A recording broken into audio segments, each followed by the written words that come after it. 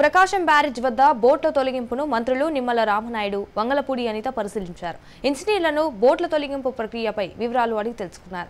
మంత్రులు జరిగిన బోటు తొలగింపు విధానాలను హోంమంత్రి వంగలపూడి అనితకి వివరించారు.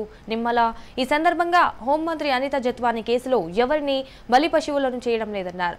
గత ప్రభుత్వంలో బలి పశువులను చేశారని ఫైర్ అయ్యారు. బోట్ల తొలగింపుకు అన్ని రకాల సహకారం అందిస్తామన్నారు. ఎన్డీఆర్ఎఫ్ బృందాలను వినియోగించుకోవచ్చు.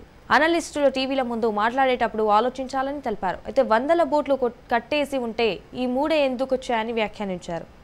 250 టన్నులు మనం ఆలోచించుకుంటే అంటే అంత బరువున్న పడవలు విత్ ఇసుకతో పాటు కొట్టుకొని వచ్చి బ్యారేజ్ని కొట్టాలి, ఒక బ్యారేజ్కి తగులుకోవాలనో బ్యారేజ్ని డ్యామేజ్ చేయాలనో అన్న కాన్సెప్ట్ మీద వాళ్ళు పంపించడం చూస్తూ ఉంటే వీళ్ళని క్రిమినల్స్ అనుకోవాలా, నెటోరియస్ క్రిమినల్స్ అనుకోవాలో నాకు అర్థం కావాలి. ఎందుకంటే ఎంతకు మించి పెద్ద పదం ఉండదేమో, నాకు తెలియదేమో మేబీ అంతకు మించి పెద్ద పదం.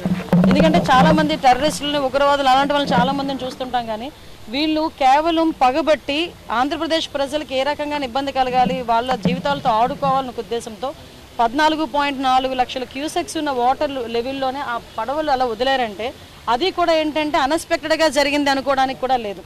అది 3 పడవలకి కూడా యజమాని ఒకటే. ఆ ఒకటికి సంబంధించిన యజమాని 3 పడవలు లింకులు కట్టుకొని మరీ తీసుకొచ్చి వదిలేరంటే వీళ్ళ తాలూకా నైజం ఎలా ఉంటుందో ఒకసారి అందరూ కూడా ఆలోచన చేసుకోవాలి. ఈరోజు అందులోని కూడా వాళ్ళు ఆ పడవల్లోనే ఇసుకని యథేచ్ఛగా డ్రెస్సింగ్ చేసుకొని, ఇందాకే చెప్పారు గ్రీన్ ట్రిబ్యునల్ ప్రకారం ఎట్టి పరిస్థితుల్లో నదుల్లోని విత్ మెన్న తీయాలి తప్పించి ఒక మిషన్స్ ఉపయోగించే పరిస్థితి ఉండకూడదు. కౌంటర్ వెయిట్లు డ్యామేజ్ అయినాయి అంటే అసలు ఏదైనా ప్రమాదం జరుగుంటే ఒక్కసారి ఊహించుకోవడానికి చాలా కష్టంగా ఉంది. ఆ యాంగిల్ ఒక్కొక్కటి 17 టన్నులు కౌంటర్ వెయిట్, 17 టన్నులు కౌంటర్ వెయిట్ ఇబ్బంది డ్యామేజ్ అయింది.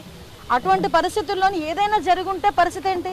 మీరు పార్టీ ఏతలు చాలామంది మాట్లాడచ్చు, మీరు పార్టీ జగన్ అంటే అభిమానం ఉండొచ్చు, కానీ ఎంతమంది ప్రాణాలు గాల్లో కలిపేయడానికి రెడీ అయ్యారు?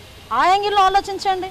అంతే తప్పించి ఏదో మా మీద బుర్ర చల్లాలి, మీ మీద పొలిటికలైజ్ చేద్దాం అనుకుంటే మాకేంటి లాభం? ఇందులో చాలా క్లియర్గా కరెక్ట్గా కళ్ళకి కనిపించే విషయమే మేము మాట్లాడుతున్నాం. ఈరోజు దాని గురించి కూడా ప్రజలందరూ కూడా, ఎనలిస్టులు అందరూ కూడా ఆలోచన చేసుకోవాలని మాత్రం మనస్ఫూర్తిగా కోరుకుంటున్నాం.